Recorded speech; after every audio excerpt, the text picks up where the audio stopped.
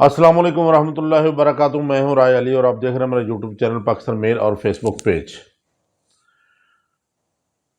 آج پھر سزا کا کام جاری رہا۔ بانی پی ٹی آئی اور اس کی اہلیہ خاتون اول سابقہ خاتون اول بشرا بی بی کو بھی سزا سنائی گئی۔ توشہ خانہ کیس میں جو نیب میں ریفرنس چل رہا تھا اس میں 14 سال سزا اور 1 ارب کچھ کروڑ جرمانہ۔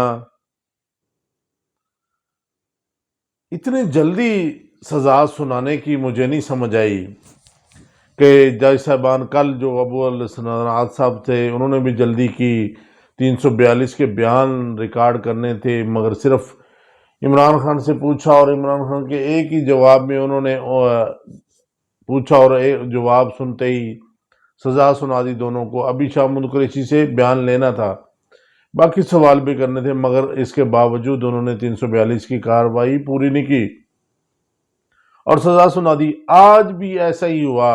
بشرا بی بی ابھی راستے میں تھی، جیل سپرڈنٹ کے ذریعے عمران خان صاحب کو میسج کنوے کیا گیا۔ عمران خان صاحب جب کمرے میں آئے تو آتے ہی جناب جج بشیر صاحب جو ہیں انہوں نے سوال کیا کہ آپ کا جواب کہاں ہے؟ تو انہوں نے کہا جی بشرا بی بی ابھی راستے میں ہے، میرے وکیل بھی آ رہے ہیں تو میں جمع کروا دیتا ہوں، اتنی جلدی کیا ہے؟ تو وہ یہ کہہ کر کمرے سے باہر چلے گئے۔ وہ کمرے سے باہر چلے گئے مگر فوراً ہی جو جج تھے بشیر صاحب انہوں نے سزا سنا دی۔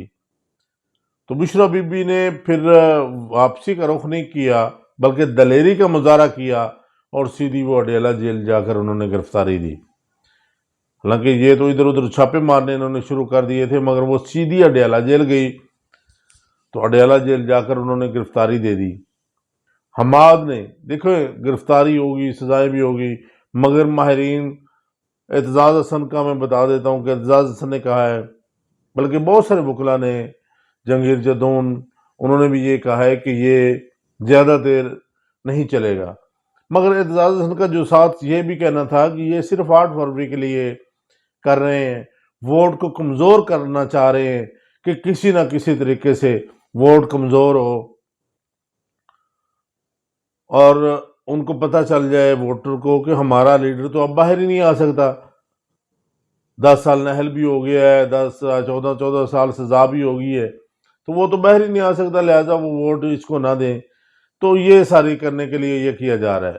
تو میں سمجھتا ہوں میرا اپنی ایک رائے ہے کہ یہ نہ بھی کریں، جب انہوں نے سیٹ پہ بٹھانا ہے تو پھر یہ کرنے کی ضرورت بھی نہیں ہے، کیونکہ سب کی آنکھیں بند ہیں، قانون کی آنکھیں بند ہیں، اداروں کی آنکھیں بند ہیں، ہمارے عدلیہ کی آنکھیں بند ہیں، تو بند آنکھوں میں سارا کچھ ہو رہا ہے، تو پھر بھی بلی وہ جو ہے وہ کبوتر آنکھیں بند کر کے بلی گزر جائے گی، ایسے ہی ہو رہا ہے نا۔ تو اسی وجہ سے آج حماد اظہر نے بھی الیکشن لڑنے سے وہ درخواست انہوں نے سپریم کورٹ دی تھی واپس لے لی کہ جی وہ الیکشن ہی لڑنا چاہتے۔ کیا کریں گے الیکشن لڑ کے؟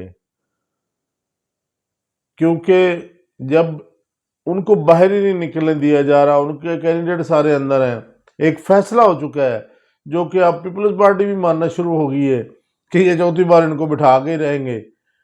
ایسی لاقانونیت اخیر ہو گئی ہے۔ ویسے میں نے اپنی لائف میں ایسی لاقانونیت نہیں دیکھی کہ کچھ حساب کتاب ہی نہیں ہے۔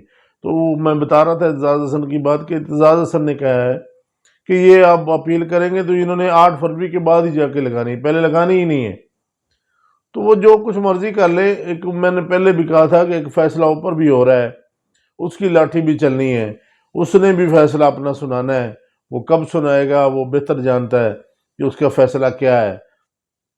مگر یہ ظلم ضرور ہے، یہ لاقانونیت ضرور ہے، کیونکہ کوئی بھی اس بات کو ماننے کے لیے تیار نہیں ہے اور نہ ہی مانے گا۔